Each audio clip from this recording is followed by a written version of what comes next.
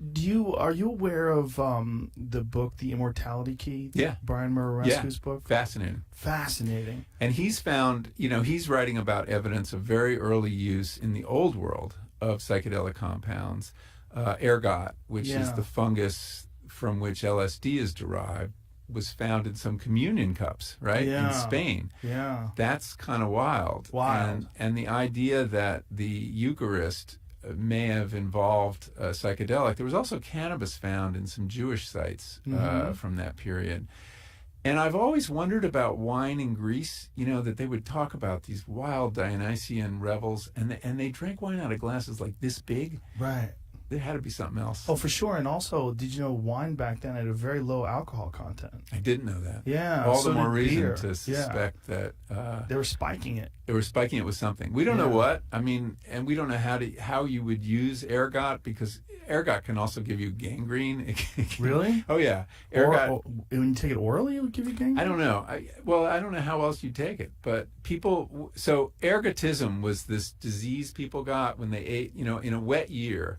The rye crop would get all this ergot on it, but people were desperate. They would still make bread from it, and it would make people kind of crazy. Well, they think that is the Salem witch trials. Right. That's one theory. And that you have these outbreaks of what was called witchcraft, which is just people having visions and tripping, basically. Yeah. And there are episodes all through European history of these outbreaks. St. Vitus dance was another term that was used for this.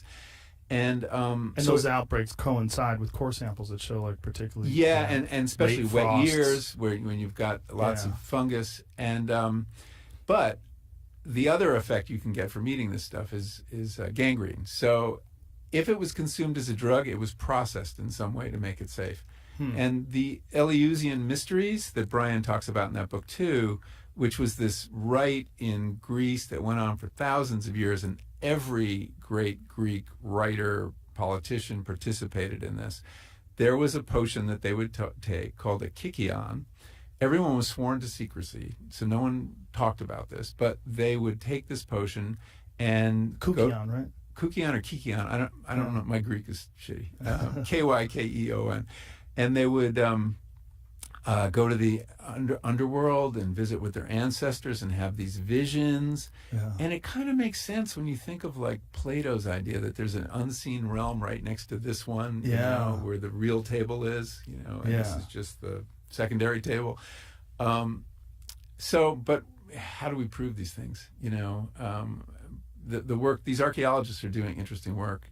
And there's going to be a new institute at Harvard working on some of these questions. Yeah, and it is all sparked by Brian's work. I know. And Brian's appearance on this podcast, in fact. Oh, really? Led to that? Initiated these discussions because they realized, when you hear him talk about it and you understand the amount of research this guy's done for over a decade pursuing this, and it was a big risk because until they found the samples that indicated there was ergot inside these vessels, they really didn't know if this was speculative.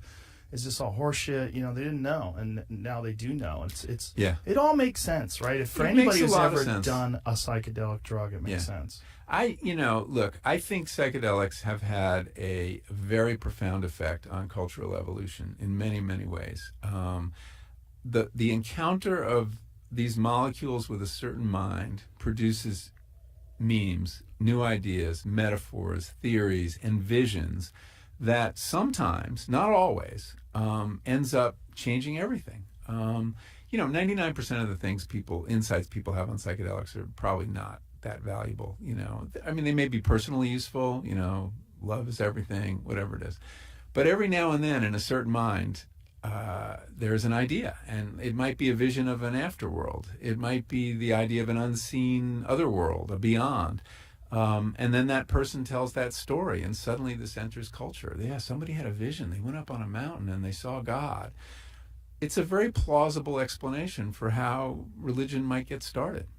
It completely makes sense to me. And in fact, there's been some work at one of the universities in Israel where they're trying to connect the acacia tree with the burning bush that Moses saw, because the acacia tree apparently is rich in DMT, and they're trying to their connection they're making is the burning bush being God was consuming smoked DMT. And that they were having this vision that Moses was having. I mean, it makes sense if you're translating things from ancient Hebrew to Latin to Greek to whatever the fuck they're doing. You're going to lose a lot of whatever they're trying to say, especially when you're talking about... And you're going to not know what's a metaphor and what's literal. Exactly, exactly. And that's what they think. That's fascinating. I haven't heard about that. I have to follow up on that. So I'm very interested in the role that psychedelics have played. And it's true in science, too, right? I mean, we just took a PCR test, I think, COVID test. And who invented PCR? A scientist named Kary Mullis, who got the idea... on an LSD trip in Northern California. Yeah. And he's talked about it. And he said, LSD allowed me to sit on the molecule and watch and see what was going on. And so that encounter of that molecule with that mind gave us this amazing tool that all of genetics depends on. Yeah. We took a rapid antigen test, by the way. Oh, okay. We didn't take a PCR test. All right. But yeah, thanks for the fact check. He's spoken out about that. He just said it's not what it's for. It shouldn't be used in that regard. Interesting. Yeah, but anyway, but he found it again. Yeah, figured it out. And there are many stories through history. I mean, I think the human imagination has a natural history, right? It has to. Everything has a natural history. So, what is that natural history? Well, I think drugs of all kinds played a very important role at certain key moments in the evolution of that thing we call the imagination. Well, I think the last time you were here, we talked